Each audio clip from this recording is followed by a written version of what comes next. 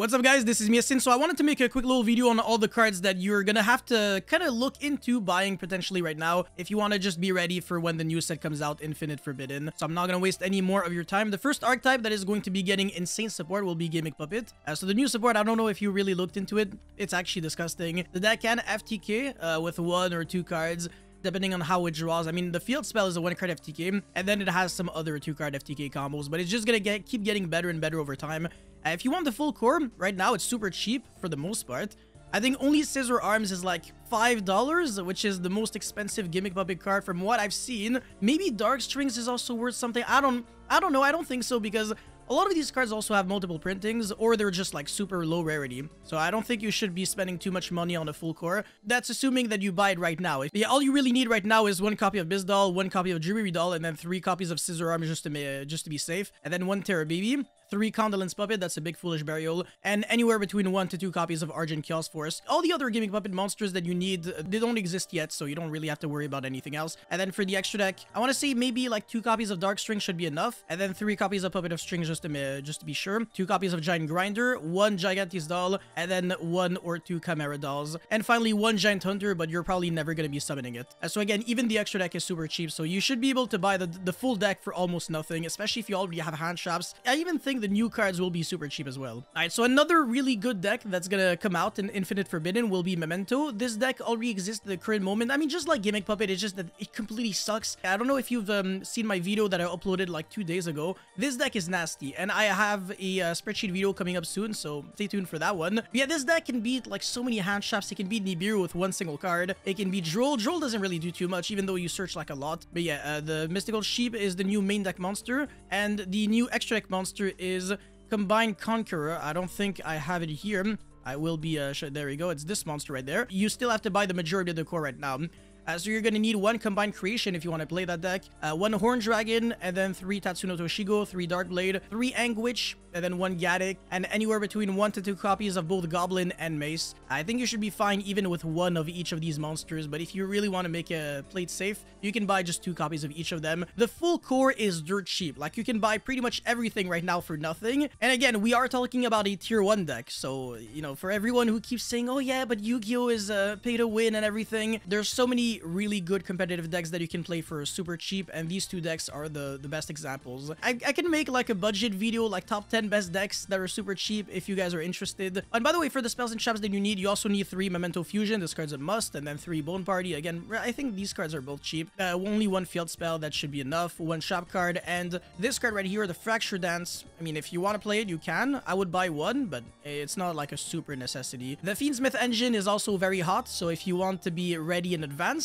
for the Fiendsmith package, which will be worth so much money because this card is confirmed to be a secret. It's always the same thing. Every single time there's like a broken card that just like completely warps like the format in the OCG, you already know in the TCG it's either going to be like a short print somewhere or like a secret rare. And this is obviously the chase card of Infinite Forbidden, because honestly, I want to say the set overall, it's not that great in terms of value. It really isn't, because they're going to have to make this a secret, and then the Dominus Purge, the Molcharmy, Maxi Handshop in a way. There's not like that many chase cards that people really want. I think people are especially going to crack boxes just for the Fiendsmith. And if you're planning on going to the NEWCQ, yeah, you're going to have to spend a lot of money for the Fiendsmith, and the rest is actually super cheap, so you can even wait. But I would still try to get my hands on Angel Blue Tears right now, because this is one of the best cards that you can play alongside the Fiendsmith engine. In case you didn't know what it does, you can go Beatrice and then send your Angel Blue Tears, and then when you detach the Lacrimosa, or when it's sent to the grave, you shovel back another Light Fiend from your grave into the deck or extra deck, and then burn your opponent for 12.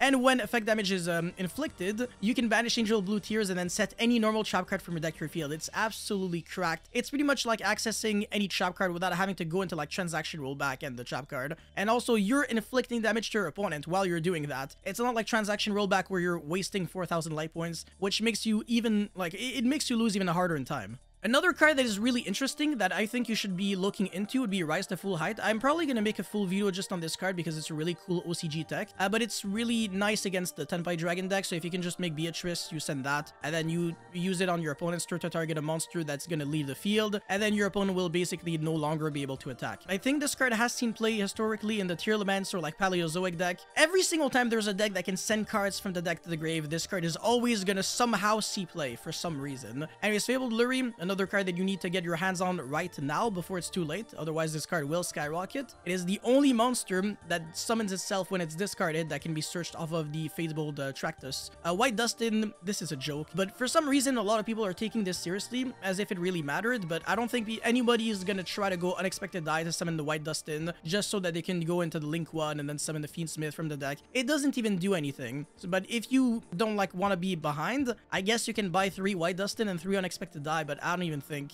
it'll ever come up, honestly. Some other Light Fiend monsters that might go up in price just because they're searchable off of the normal spell card that the Fiendsmith searches. So in other words, the Fiendsmith can search any of these cards. Would be Majesty's Fiend, Light Fiend, obviously. And then Santa Claus, so you can search a Kaiju monster, basically, with the Fiendsmith, which is kind of nice. And Curry Photon. This card is really good against both Gimmick Puppet and 10 by Dragon. It's a hand trap where you discard it from the hand to the grave. Well, you send it from the hand to the grave. That's kind of worse under Shifter. And then you also pay 2,000 and you take no damage this turn. So it includes battle and effect damage. So it's really not too bad. You can main deck it. I mean, I wouldn't main deck it at all. But you can side deck it against both of these decks and you should be good. But again, it's searchable. So that's the cool part about it. Archfiend Eccentric, another card that you can search with the Fabled Tractus. The cool thing about Archfiend Eccentric is that it's a searchable way to out skill drain.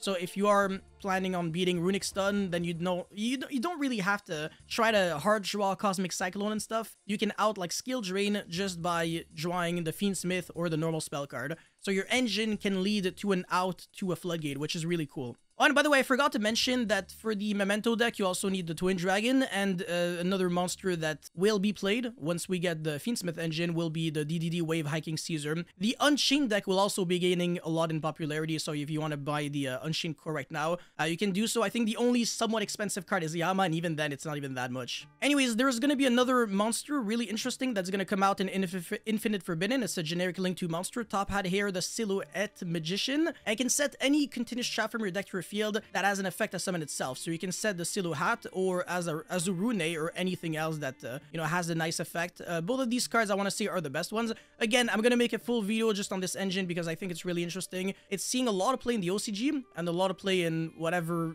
A lot of people are making videos about this this package. It reminds me a little bit of Artifact Dagda and the artifacts, but instead of like skipping your opponent's turn, you're doing something kind of fair, or like Predaplan Verte Anaconda, because you're just turning 2 monsters into something that just does a lot on its own. It doesn't make you extend engine-wise, and also it can't be used as a link material for the start of turn after using its effect. So just keep that in mind. You're really just adding like 2 interruptions to your combo, but you're not really adding extra extenders. It's not like the Fiendsmith engine, for example. Okay, so the new 10 by Dragon monster will be Genroku, which does boost the 10 by Dragon deck a little bit, which is not super relevant because the deck was already good before. And Heatwave is gonna see a lot of play, I think. I will also be making a full video on this card. You would be shocked at how better than you think Heatwave really is. It's not just a good card in 10 by Dragon, it's a good card in a lot of other decks as well. The White Forest deck, another new deck from Infinite Forbidden. Just like, I mean, everything else that I covered here, the only difference is that this is actually brand new, so we don't even have a single White Forest card yet. It's particularly good with the Centuron engine, which I think the only expensive cards are Primera and Shudea. Both of these cards are like $15+. But then the Synchro monsters, I don't think are like super expensive, so you should be good for them. But yeah, make sure that you buy maybe 2 Primera, 2 Trudea. 2 of both of them should be enough. And finally, I think the last deck that comes out in Infinite Forbidden, or I guess rather that gets some nice support that makes it potentially competitively viable, would be Drytron. This deck was already tier 1 in the past, so it's nothing new. If you already have a Drytron deck, the only new card that you need to get is Ursartron Alpha, which I think has never seen played in Drytron previously, but finally it's going to be good with NU2 because you can search that and then special summon it, and it's also a level 7 monster, which means that with Ancient Fairy Dragon that you can make with Diviner and a Drytron monster, you can make Draco Sack and then get yourself 2 tokens. You can make Cherubini. Cherubini send the Jowgen the Spiritualist, and then you can make a Celine, and on your opponent's turn you can revive back the Jowgen.